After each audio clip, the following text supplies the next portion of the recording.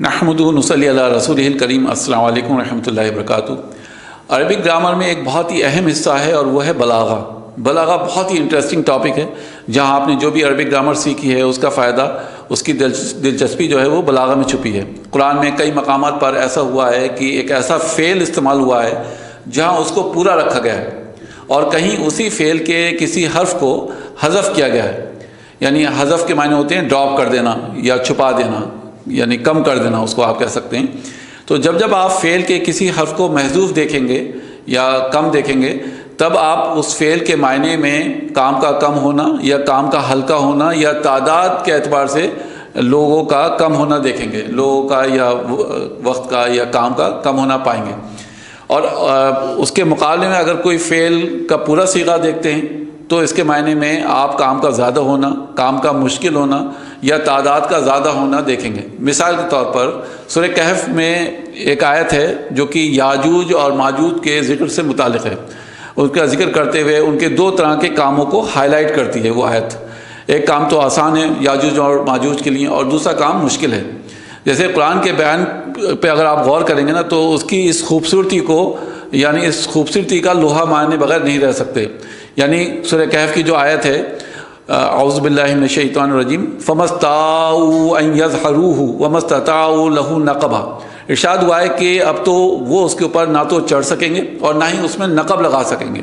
یعنی ذوالقرنین نے ایک دیوار بنائی تھی، اس کے بارے میں کہا گیا ہے کہ یاجوج اور ماجوج نہ تو اس پہ چڑھ سکیں گے اور نہ ہی اس میں سرنگ بنا سکیں گے۔ تو اس آیت میں ایک ہی فعل استعمال ہوا ہے۔ پہلے والے فعل کے صیغے میں تا کو حذف کر دیا گیا ہے، یعنی اس فعل کے اندر لیٹرز کو کم کر دیا گیا ہے، ایک لیٹر کو کم کر دیا گیا ہے۔ فعل یا آپ کہہ سکتے ہیں ورب، اس کو چھوٹا کر دیا گیا ہے، کہا گیا ہے فَمَسْتَاعُوا۔ اور دوسری جگہ فعل کے اندر سے فعل کے پورے صیغے کو استعمال کیا گیا ہے، وہ اپنے پورے صیغے کے ساتھ آیا ہے، یعنی تا وہاں پر موجود ہے، کہا گیا ہے وَمَا اسْتَطَاعُوا۔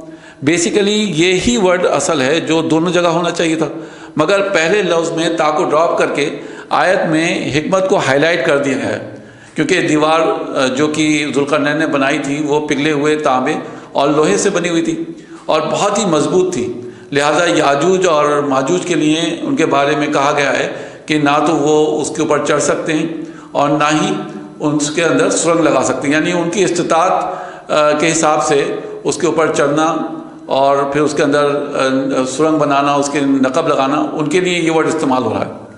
لیکن کیونکہ دونوں کاموں میں دیوار پر چڑھنا آسان ہے بنسبت یا بامقابلے نقب لگانے کے، سرنگ بنانے کے، اس لیے جو پہلا صیغہ ہے فعل کا جو دیوار پر چڑھنے کے لیے استعمال ہو رہا ہے وہ بنا تا کے ہوا ہے، کیونکہ آپ دیکھ رہے ہیں کہ استطاعت جو ہے یا کیپیبلٹی ہے، اس کے اعتبار سے دیوار پر چڑھنا کام کا ہلکا ہونا ہے۔ سرنگ لگانے میں تو پہاڑ کے اندر جب کوئی سرنگ لگائے گا تو وہ کام کیسا ہے؟ تو چڑھنے جو کام ہے وہ آسان بھی ہے اور کم وقت میں ممکن ہے، جبکہ جب آپ سرنگ لگانے کی بات کریں گے، جب اگر یاجوج ماجوج اس کے اندر سرنگ بنائیں گے تو وہ مشکل ہے اور ٹائم ٹیکنگ ہے، اور یعنی مشکل ہے، ٹائم ٹیکنگ ہے اور محنت ہے، اس لیے وہاں فعل اپنے پورے صیغے کے ساتھ استعمال ہوا ہے۔ وَمَا اسْتَطَاعُوا لَهُ نَقَبًا، یعنی محنت ہے، طویل ہے، ٹائم ٹیکنگ ہے، دشوار ہے، ایسے کام کے لیے تا کو ڈراپ نہیں کیا گیا ہے، پورا صیغہ آیا اپنے پورے فعل کے ساتھ۔ تو آیت کے شروع میں جب کہا گیا ہے کہ وَمَا اسْتَطَاعُوا أَن يَظْهَرُوهُ، یہ کام مختصر ہے، چھوٹا ہے، آسان ہے، اور اسی لیے تا کو حذف کر دیا گیا۔ عربک بلاغہ میں اس کو اعجاز کہتے ہیں۔ امید ہے آپ کو یہ انفارمیشن سے فائدہ پہنچا ہوگا، آپ نے قرآن مجید کے اس پہلو کو، اس خوبصورت سے پہلو کو انجوائے کیا ہوگا۔ اللہ تعالیٰ سے دعا ہے کہ اللہ سبحانہ و تعالیٰ ہمارے اندر شوق پیدا کرے کہ ہم قرآن مجید کو سمجھیں، سمجھ کر اس پہ عمل کریں، اور اس کی جو گرامیٹیکل انالیسز ہیں یا اس کی جو گہرائی ہے اس میں ہم غوطہ زن ہوں۔